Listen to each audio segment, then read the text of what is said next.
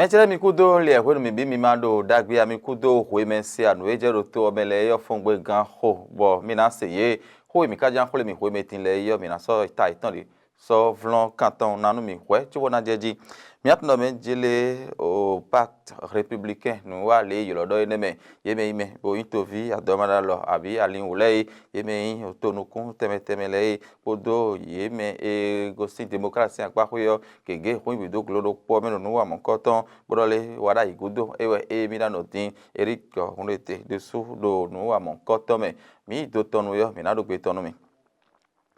so ye hon wa ye ro zan kwete yo sena sinu koto saka lafia eye yin kanu so mi yin ahoja hun apa pe nu konton ton do fene bo mi ye ni resusin odonu hun so mi to gan ton blegbe ijaro ton yo ahoja hun ton ekobe ehome bo sena sinu koto yin kana mi aro pe ton mi hode foro mi si bona le agonu elole mi chile mi blo mi de do mi na influence kanu mi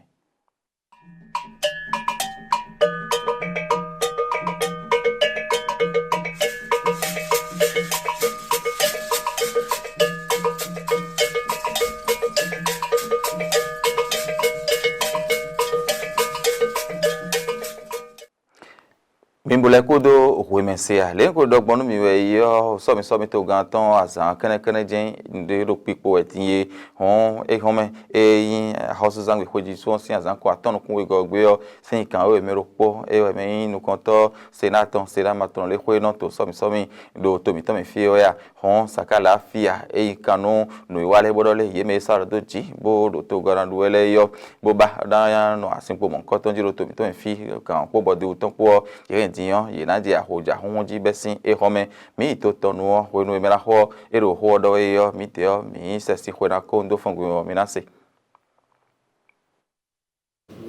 Béninoise, Béninois. Benin vi sunu, Benin vi yonu. Mi me sala do ji, bo so mi to gan ton hwe le mi. Benin to vi e ro fi, podo e ro to gudo le epo. Do gan ho nu kontan e yin ya hoso zangbe hoji so si azan ko atonu kun we gogbe e lo Benin to mi ton e ro no so e bodan votan de fo wlan. Bogo je betaken e raton in kande aizen ji. Do sen don do so mi sin ho ro to mi fie. Bodo agbangba do ahoja honhon e yin so mi akpa hwe no kontan ton e bo e na se uzon de o bo iso to gan po bo de o ton po yo e yin kana. Wende wa yin bona zomo kaka so ide a hoso zangbe le do so sin azan ton wo go gbero kan wewe me. Bo yin hwe no tajide bo be sin home mi na azon de o kaka je hwe nenu be je fodo gbe le do so sin azan wewe ko pe yo mi na se hwe de to vida pe fo. Be yin hwe no tajide bo be ne to mi ton so hwe ro porote bo blo so mi nambide. Bo e yin so mi to gan ton tanton go sin hwe no e to mon bodo jo hondo yin ro to mi fie azan ro poropo afoton e we so ro te na bo ye me so lo do ji bodo imaji bona si hoi so mi le yo ina sekpo to wito sile bona ti melini e do bona si ho wazo nu to ye yo nu me na so ma to pa nu ye le do ye livi tantomo bona si hoi so ma do gba do beni to mi fi metele mi ho no mi de din bo ye me ro to ho ro san le na cheti ayo ji do so mi esi ye kame yo nzon de u bodo bio ro poro mi tore do benjele ne me no bo ayo ji asa dan na de u lo ni novi bono e ni no do sisi me bono ahoja hon sin hwenu lo ni me ya sai dan duru do me we tentin yo lo ni nu e na de lini dagbe ton nunu kan yi Benin to mi tonton be lini dagbe ni ona no te kaka so yi gan hwe lo me yo doju do e do menjil mini so nu e kicha bodo mi de tentin le doken bo so Benin to dajo do ayoji do ene wa intaji yo mi de to vi dagbe fo ene we khle do menjile mi wa nu to mi ton Midura wanu da yoji dobu bo yin to oton le lo ni o khle bu ni no mitan mini ho fifa kan bo so ho ina si hudo be na yan kolomele idoken mi ma do ho bo yin mamende alo ho de tin be na do be na hin klan wa o ho do mi de din bo won do mo le ji o ho no do gbegbegbe bo no tun fly yo ai mi bi ton ni no te do ho ye lo no tin bo no mi ma do nde be na don huya wa o nzon de o mo bo do bio ho jazo atole podo ho dragon le podo menji ai ni note bono hoi na no so do toji hoi nu mi de tin yo ni ho e ho wi weto buka in ho jo hoi nzo de o bodo gbe do tovi alomada do abi ali le do menjile azo iton yin ku de o le no ko blogben be no yan yo yin legbe kan de nu mo Sénat do akpa eyeton hwe yo e do te bo do gbeji no le na wa gben bo so mi na ito kanji san linu bo ka ganje o do menjele no bi na ito kanji da yoji benen vi sonu benen vi yonu ajoko so gbe no Sénat do so mi esin alinu bo jolo dagbe mando blo e do yo e do nu wa hwe do e azo ato gegetin bo mi yi do hwe be su po gan hwe mi do gudo wa ile bo mi de ye pe gbon ayobi hwiji do so mi lo si hwenu bonu lebi na do kanji po sisipo alianu teme le nu esi hudo na si hudo da yoji le yo biwe sogbedo mi me kaka be ite gbade afa tan lo hwe sin tomi tome kaka so itogodo bo mi le na so nu yen nu kun vovo to pon le na igbon na kaka so ido be hledo so mi yo na indo kanji wan ro wete di agbangba me bibi na mo nu kun je o heze kanje o ho elole jiwe nson dobu podo to obi huipo bodegba do menjile ahoja ho eyin so mi akpa ho enu kan tan to gan siso ton do tomi ton fi yo yin kana mi no magoje to monu bodo johon edo yin wero tomi ton fi yo bogoje jilide mi do po wan mi inu benen to po ena chen do po mi to. Vive la République, vive le Bénin, je vous remercie.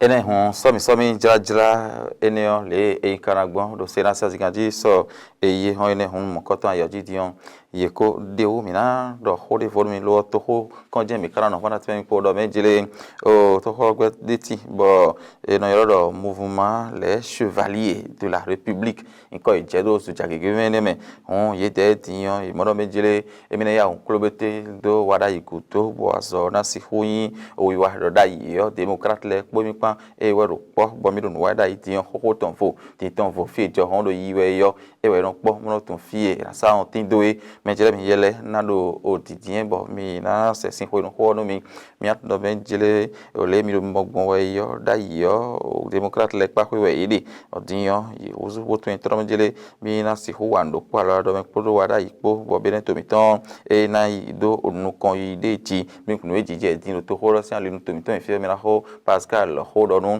e ti me po do menjele mi kun si fu chizo bo ro jo hon mo e be ro yi e bo mi bla lo do wo me e anti ndo menjele mi o me mo e kan bo rin fi mo e lo cho le gbo do mi kun si gbo orun pere pon o mi na ya o lobo sepo o ka o le ti to mi o digbon yo mi na je gudo bo e no po nu e ko ro wa bo no ho nu kan yi kan do po bo to mi ton e yin binen to ori su ole a cho si fu le je hu gan le e degben ide ji hon Mr. Ogbeta mon koton mi la ho Pascal ho do nu e yin do po Ogbeta chevalier ton eneme ti me do benjile do nu da ho ya zo be do sin to mi ton fi yo e pon le e o yon pe po me hen e dan do a mi lo mo mi ni ya o sogbedo o mera bo ho nu kan ito ton do po le e kon si ho na zo bo blon do nu ezon be ka Ogbeta mon koton e to jeti ayoji do gbeta ide ton sin alirun bo do ho nu pe vi ton le bi hu yi hwe cho bo bi hu yo na po tin bo aso Ogbeta enion iso yo e jinjon nu e me la ho ze hole do mi na zon de bo azoro to mi ton fi do linie e do to ta mi ka ganje wo do menjire Ogbeta elo mi so din yo e kuna ave no mi so do linie me la ho do nu kon bona ho me bi hu ple ho gbe ple me bi yo mi kondo enion wo bo e de su kana ton le e na si ho ple be den vile gbon do fifa we bo Ogbedo fo seton vo na je ken do po ide jin bonino to ton nu ta jiwe yin ni ka ganje no pipe ton bo ganje adogigbo ton ka ganje le ba na blon be rayon hu gan le ko de gbon da yi o mi ganje ne bi hoyu e wazon bo mi ro yo tonu de jin e na tun afo e na de sedo ogle ko ho mi ton le glese bi ton le e na hu de sedo don pe bu mi ton le gongon bona si hu de bi ha igmo yo mi ganje e ne bi hoyu azo e parti stalon si je ka to ganeon e ko dosin bo le war to mi ton fi be yon yo e na gbe kan derun dagbe ton bo e na le yon hu le de gbon de jin o sin alinu ya zo gbe ron si alinu ya azo isi hu mo don pe vule emi mo no le e no po bo no bo aponu bo ho nu kan yi to sin kan erende brayon de sudezi le doison bo emi ya bo nklobete to o wada itarata godo bo so mi to gan to sin yo camion emi na wa no ha e to Ogbeta emi ton po bo nu bi finando nu kan yi ne hon mi la ho Pascal e do ene ro fine mi se bo to entoranjele mi lo mo mi kuna wese bo edeon de so didin wa iwe edene mina akpa développé nomi bora hoje mi kana dome to ho mi na do tin yo Eric horete matono jeri mi na honi wi o demen da ya o kale bo lo suda hodo poro to horogbeta democrat leme bo mi hi kotun eyewe ya podo me to horoto devo kegipo ogbeta da ho birento me fi beno loro société civile ye to vi alomarado abia li on lei yemen le bi khiso ye hon yo kuto no ndetimo impact républicain no yo define ko ndo menjele endo aledi wenyo eno po bonudo po bransi ho wa no podo o wara yi talata ko so mi to ganton do po yesin o ye kamen ho e do fene azote meteme e kana do fene me la ho pol ati wo e wa yin pe do iton bo ha ho etime po do menjele beta e so din ye beta da ho ime be tite deji lo bo na je no wa ko do ji asun do po bo no fi faransi ho na yi wa jijora na yi bo fi fabio point domain bo ayi mena fanu to wito sile di jin nunda ho ein erando do to ho do to mito me fi dion do eso alivo bo no gegeti bo ro pe pipa cha me ro to me ro ti to me yari ade do so mi san linu do tajio to ho ro gbeta e ma ro pe ro po do pa che pa ku ale yo eno lati no nu gege no afia me do ero mo aso dagbede le no do sin to me no mi no mi ro feature do da ho dagbe enele blo bi ro le mi na si hon klobete do o no mo ko ton gudo e godje gbeta ken wo sin e de gbina do ko mi do gudo e sin azanton ko go gbe yo e pon enele bi kwi ro sin do sin apa ko yo ko ga pon o ki ha 20 ans o atan e kin po bo je kin po yo e mo no menjele e si hu no po bo to no na yan o ti to me bi ro menjele so ga sin ko ezen je ko ten weji e we na no lu gan horo to me feeding bezon bo no meneba bo na si un klobete bo no alemo un podo me ko to ko ro sin le do to me on le senior e na gbe tan fe de tin e no e pon gbeta e de ton e mo le e si ho se po me bo to no mo ko ton po won le e na yan bo do gbe do se ton vo na je kin ro po o me de ma mo gbo me de gbe ma se do to ko ro sin le no na je kin ro po bo jo hon yo defo e yari ade yo e na je yin ji ka ro mo chuo ho gide bo e no kan bi yo me de da ide ti tiyan mi na fon mo na do zo bo nu yari ade e ro nu kan yiri to mi fi yo mi am la lo do na gbede e o tiyan mi na fon bo nu e nu bo mi ma o to do mi de me kan ida ya mo jian no kaka so bo mi am la lo do to bi de so to vi mi kai ne bo nu kan ito ton de so e kan mi na si ho no zo do a gbede e no si kan e o we yan ani wezon e garantizo bo to meton e na si ho no pa oblodo e na no zo na ji kun si ho am gbede pon me ti to me e me na ho ro mi al e to fini bo le e do mi du kan jin we yan so mi na wa di yo ene e hwayi ton zere alopade pero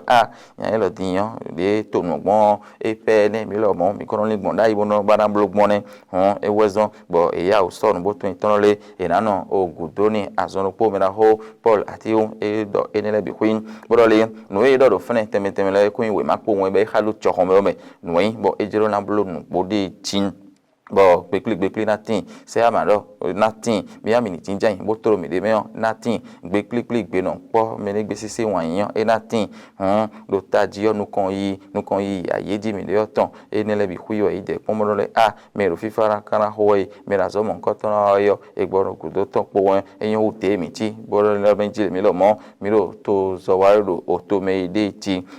mi de gba tin agbangba lo to nu kun me do benjile pe ta ida ton teme ne le ha yo bisok biro poroji borole warai talata ewe emilo mo emina wazo hakpo do bene to me fi pombo hofole ti on so mi to gan ya warai talata o yete yo jero o ayoji bo ye me gbeta eniyan ti so gbe ta eniyan bo erike hundete lo so ye won yo elo mo eso o wetin bo talo we ma impact républicain to me do nko gbeta mo ko ton ejo eden hun ye lo mo ye bi ogbeta eden me balance huje azo waji eniyan din me na yi ho devoti o agbo to ko mi do mi na yi so to pon me yan bo i confrère kana me le tin bo ete yo amansin alinu wede bo i sorti to benida be rodo notre voix compte mi lo mo pe mi ton do tadji bo idona hoin ken bo o Roger de Code singbeta o ein o NS tindo e no chaka no tito mene yeme ime bo no si hodo ama horo to mi to me file yo e do horo su jake gbe bo da so gbe e kan bo patieru yeme amazo atoro bene to mi to me fi podo hwen do mi ton le po yo e si asin ho no hodo o fongwe ne zo ezon ye ple bo mo no le mi lo mo mi no atoro gbo pe lo mi karo ano wada itarata gudo yo yedo ama e to ato ne o to gamiton e jawe die homia lo wada yi e tarata o e de pitakan e sodu to oji bodo aso e yan wa do ko tenwe me e jawe yo e do ayi samedi jawe die mi mo mi dede me wen amasin aso mi de lo kado amasin aso wawe ene we mi play gbedin nu vivin mi sin awa mi je egbe we go eyin o tosin aso mi ka e lo mami sin aliji mi mami no le play egbe